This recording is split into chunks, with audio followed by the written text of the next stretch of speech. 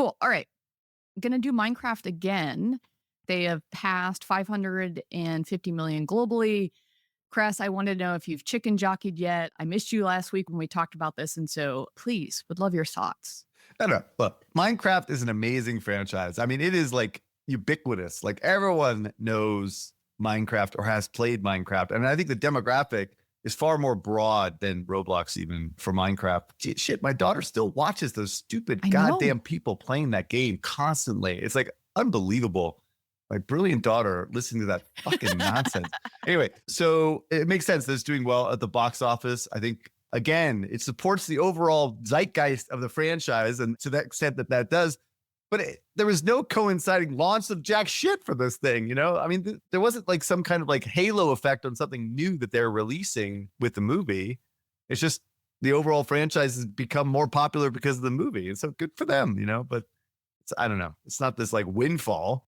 I can't believe I disagree with you. I actually think this is, I can't even believe I disagree with you. So right now we're looking at like mobile revenue from the mobile SKU, which is a premium title, which is just irrelevant. Yeah, it's up, but it won't do jack in terms of like marginal uplift. Like maybe we're gonna squeak 5 million out of the mobile premium SKU, but that's not really where the revenue center is. And so I actually go back to what you mentioned, Jen, like it's franchise management, right? And so what is effective franchise management? Well, to monetize these events, to basically free ride on a movie for all these other vectors, they need to exist, right? And so Minecraft isn't just the game anymore. Like looking at this IP SKU, like they have a significant merch component. Yes. Like they're in stores, right? Like they actually have a pretty good surface area to monetize the movie and free ride on all this shit. And that is what I think a lot of these other transmedia franchises have not had. Like they haven't been able to free ride effectively. There hasn't been good franchise management because you can never time things. I'm sorry, like that's a bullshit strategy. You're not going to be able to time all the shit together. They did run an event in the game, by the way, in the mobile SKU. They did have a 14-day event, but it's irrelevant compared to having like merch at Target for $20. I'd much rather take that. All right. Let me clarify my point of view here. When Riot does their amazing events for the game, that actually accelerates sales within game of digital assets and digital content and battle passes and special event stuff. That makes sense in terms of building actually a business around these type of big events, right? Minecraft isn't doing that, nor do they don't even really monetize all that well. That's the problem with Minecraft is they've never really focused on the monetization front. So yes, sure, they're going to sell more tchotchkes, hats, and like figurines and shit like that, but it's just not the same as supporting the game content stuff, in my opinion. Right? When I was at Mattel, I made Minecraft toys, and we made a lot of money on Minecraft toys. So yes, from a franchise plan, which is what I wrote many times when I was at Disney and then was a beneficiary of when I was a licensee, is like these are the moments that propel the brand forward. And not only appeases the fans, you know, like I told you guys, I'm a step monster. You know, Zach is 19 and he has been playing Minecraft since it came out when he was like 5, 6, or 7. I can't even remember. It's been on his iPad the entire time. And so he's one of the ones chicken jockeying in the movie theater while the next 5-year-old is going to the movie and is now becoming a fan for life because of what that 5-year-old is now experiencing. So what these things do is really extends the franchise. And yes, in an ideal world, you would want to link up and launch everything at the same time. And I think, you know, the one that is kind of doing it is Last of Us 2. Did anyone watch the premiere? I was so happy. Yeah. So good. Yeah. Oh, so good. Now they did report it's only up 10%, but this is prestige like HBO, you know, prestige TV. They did launch Last of Us 2 Remastered. I haven't checked on how that one is doing, but for me, these are longer term plays. They're not performance marketing.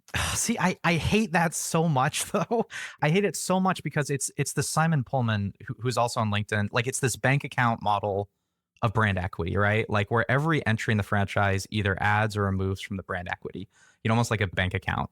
And so, okay, we're making all these deposits by like launching these franchises. They're going to have long-term uplift. And I think that's bullshit. I think the effective way to do franchise management is to liquefy the moment. Like you need to cash in now. You need to cash in while the hype is You're just contradicting yourself. Did you just disagree with me? The reason Minecraft works is because they already have merchant channels. Oh, I see. They have everything ready to go. They can liquefy the moment and capture those gains. I think all right.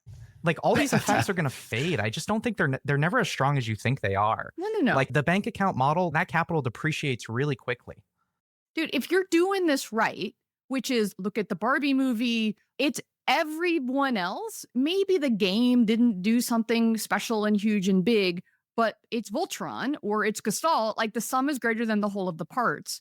And what happens when you have these big moments, everyone for the last 18 months has been making toys and games and t-shirts and bedding for this moment. I guarantee you that the Minecraft franchise just is like cashing in, just like the Mario franchise did 2 years ago. And I looked at a lot of the numbers because I had the toy numbers from the toy world, is like that thing spiked up, as did all the other lines of business. So I think the challenge for us is we're the gamers, right? We're like, what did games do? But if you're the franchise owner, you're like, holy shit.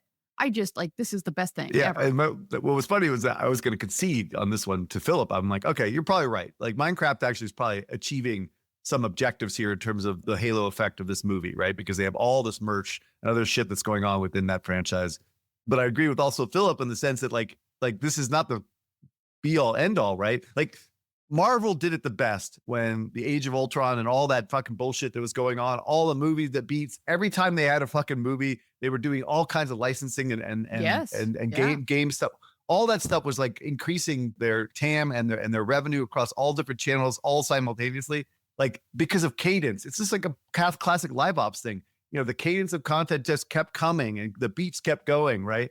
But if you have one Barbie movie like 4 years ago and then another Barbie movie fucking 5 years from now, dude, that's not the same. That is not the same. You know, like it gets the zeitgeist for like fucking 10 minutes. You know, that's it, right? That's great. Yes, Barbie TV's far more effective, right? You can only do an Angry Birds movie like every 3-4 years. TV you can do seasonally, right? Oh, like you have guys. beats that are so much more common. You know that you're on The Walking Dead, right? WWE, all these things are easier to live ops. So I'm going to do a yes and. So if you truly do a franchise plan correctly, these are called tentpole moments. And then you build your content around the moments outside of the big, massive tentpole. So you're right. In a perfect world, Barbie should have followed up with there's a TV show and there's this and there. And how do you go after the different segments? What's happening right now is I don't think that people are doing franchise management in the best possible way to make sure that they extend the life of these big tentpole moments. So I'm yes-anding you, if that makes sense.